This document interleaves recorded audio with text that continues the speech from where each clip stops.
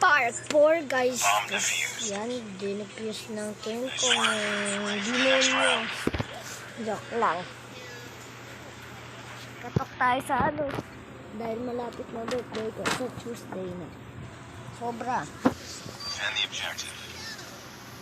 Pag nag-wish kayo guys, pero malapit na yung birthday nyo, katok kayo sa mga kung ayaw mo mangyari yun sa'yo, katok ka sa may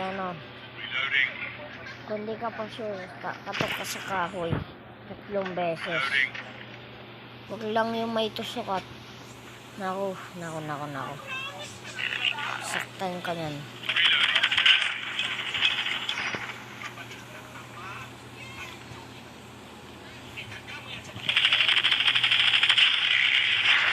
Wait, sa likuran ko pa. Tigo, finish. Nice work. Get ready for the next round.